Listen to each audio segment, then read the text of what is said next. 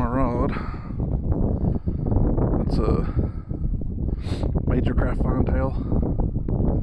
I'm a big fan. Super little rod, right? And kind of see that tungsten jig. So just the hand-tied tungsten jig. A buddy of mine, Tom, makes. He's got an Etsy store where he sells them. I'll put that in the link. But yep, just 2 little jigs on the end, 2-pound line. You don't have to use 2-pound line. You don't have to use a little bitty rod. You don't have to do any of that. You can come out here with 6-pound mono, a split shot. I mean, you see how many on the screen. That's a lot of bluegills. And so, but yeah, I'm just, takes them a while to get down there. Like I say, I could have put a split shot on the line, and I do that a bunch, but I don't like to do it with 2-pound line. 2-pound line's already a little bit sketchy to start with. So,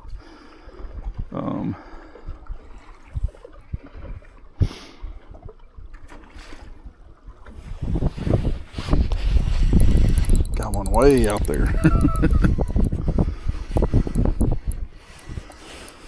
But it's so fun on the light gear, light line. You get a real natural presentation.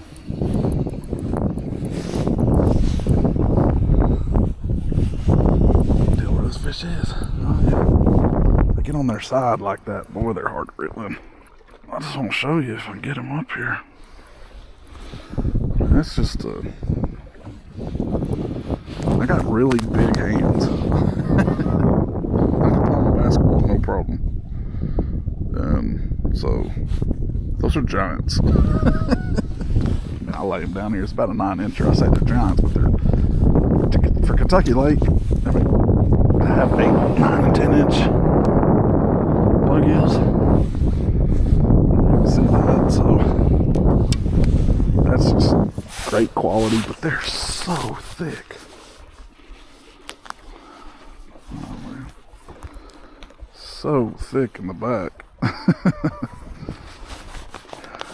And I just keep these little guys handy. I don't have to mess with earthworms and getting junk all over my boat. It's completely open water. It's just fun. I love it. I'm on the school. Pretty much I'm just straight kind of slow reeling it and stopping it, popping it.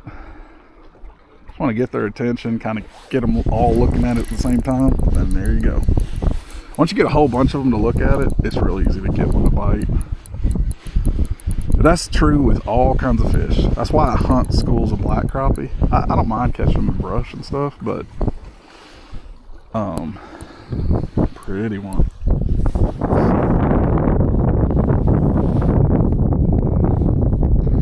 I don't mind, you know, I like to fish cover with live scope or whatever. I like to cast at brush piles.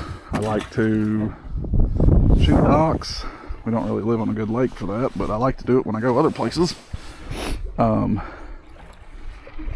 I like to find groups of fish, because anytime you find a group of fish, they're more competitive. They just bite easier. When they have to compete with other fish to eat, those fish that won't normally bite when you find them by themselves will bite every time. Competition with fish is what makes them so much easier to catch. So I'm down to the level now. There's some big bluegill right there. Goodness. See, one of them big ones will get a hold of it. Oh, I had one. I just screwed it up. It's hard to feel. It's really cold. My hands are really cold. And that's partially why I've been just kind of straight reeling. Oh, I just messed that up. Shoot.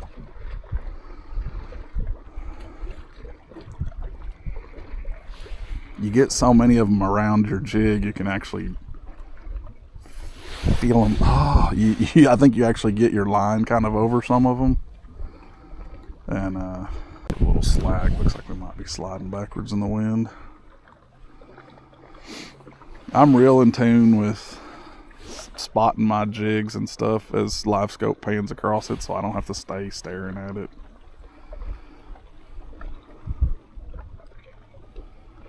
Alright, I'm reeling through them and they're got him. Yeah, that's a way better. I don't know why when you just have them right below you, it's like they're smarter. They can look at it for longer and know that's maybe not something they necessarily want. But every one of them is just so thick. Come on.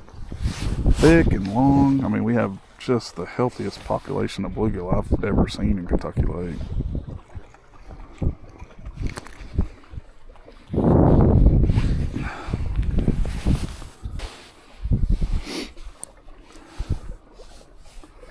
Best part is I've seen one other boat. I'm talking about it's cold today. It rained until about 7-8 o'clock this morning,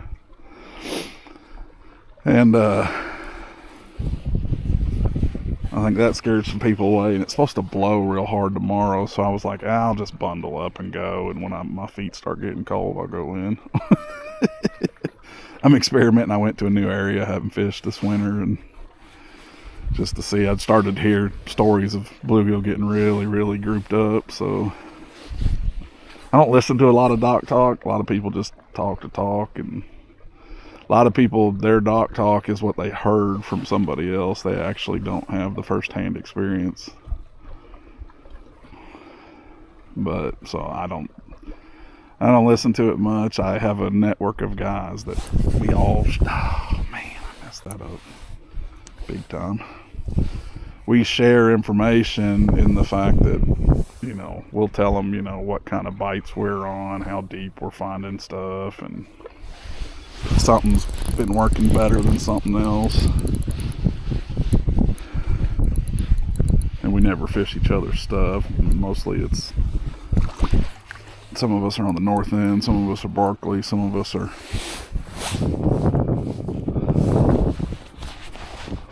on the south end. So get my little cricket remover.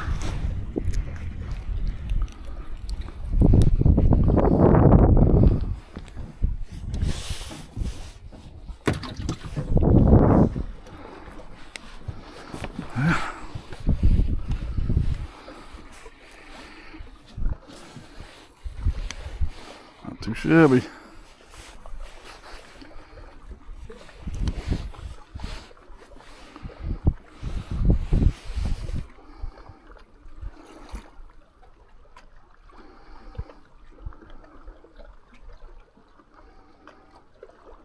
Some biggins running around in there, that's for certain. I keep waiting for a bass or something to come get hooked up on 2-pound line. Get about a 4-pound smallmouth, that'll be a fight.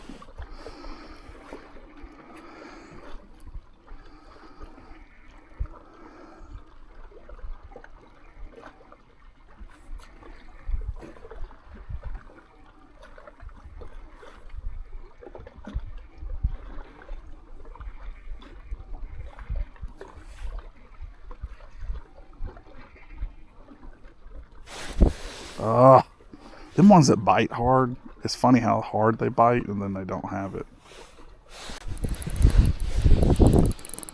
This could be a big one. Well, he acted. Nope, just like them others.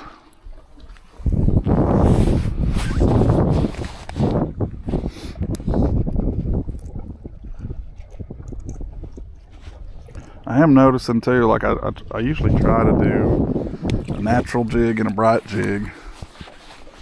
Most of the fish have come on the natural jig, and a couple of the big ones have come on the bright jig. That's interesting to me, but don't know that it means anything.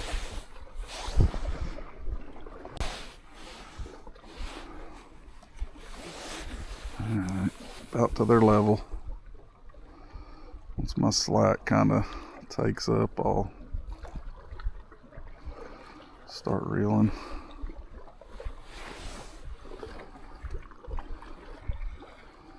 And you can find these fish on 2D. You don't have to have live scope. This is not a live scope thing.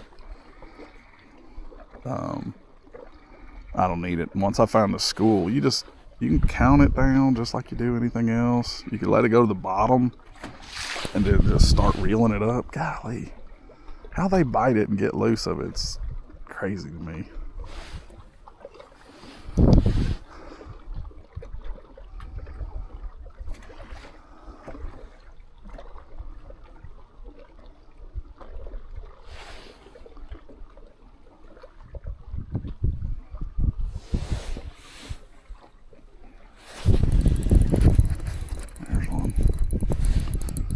Pulling pretty good.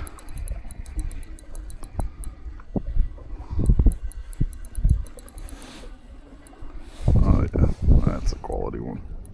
Oh, goodness gracious. Okay. 2-pound line, sometimes it's hard to get them up here. Yeah. Quality, man, quality.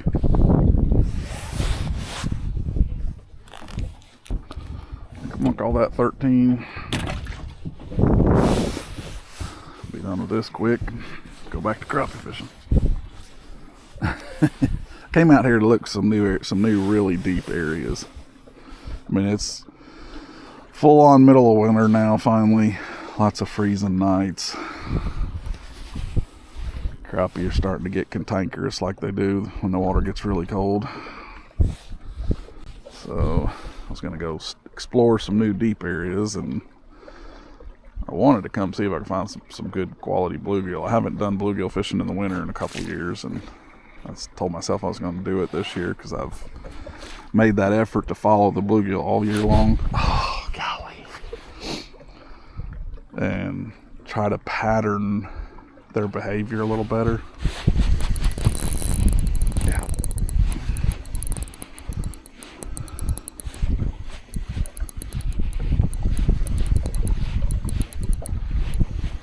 Get up here.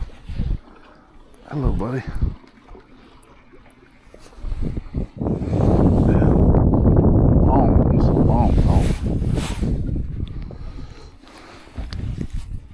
Yeah, that natural one's doing well. Just check my knots. It's holding me pretty still. It's still a little hard to feel a bite just because my hands are cold, the wind's blowing, I'm moving around a lot, so.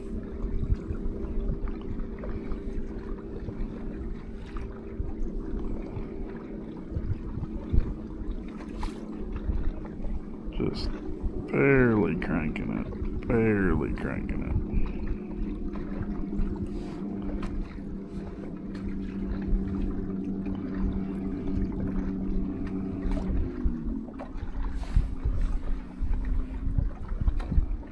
For sure one just, yep. Felt like something picked up on it instead of thumping it, just got it and started lifting it up. It's like my line went limp.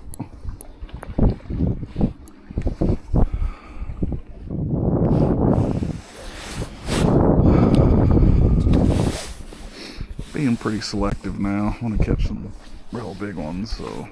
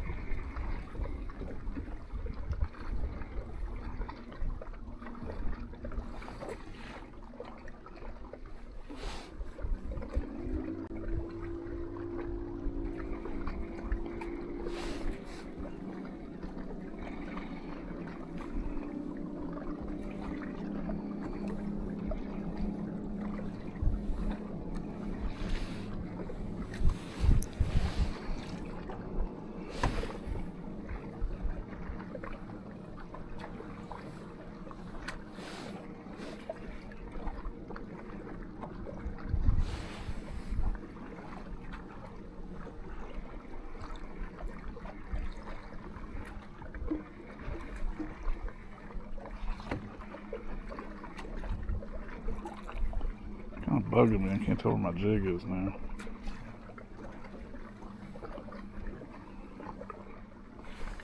Way up here.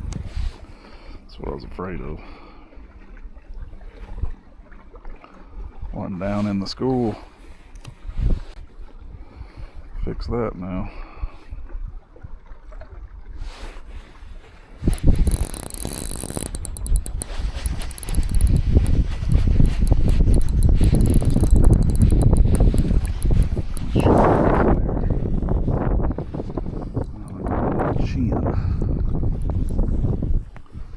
But he's a go-with fish. He goes with them rest of them. Alright. Probably gonna call that good. I think that's enough for supper. Make a couple more casts just to see if I can get some bigger ones.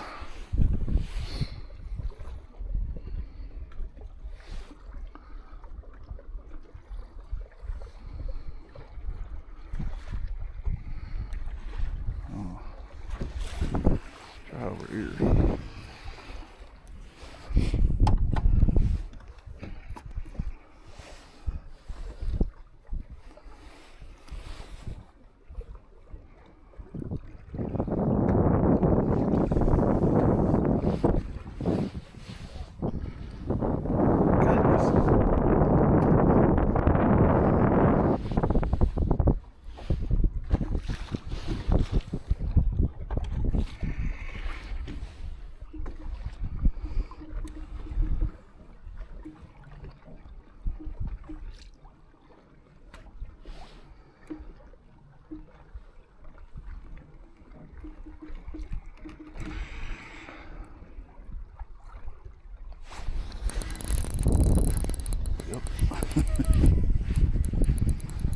See him coming up on the grass.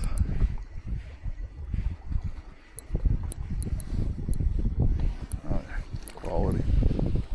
Quality.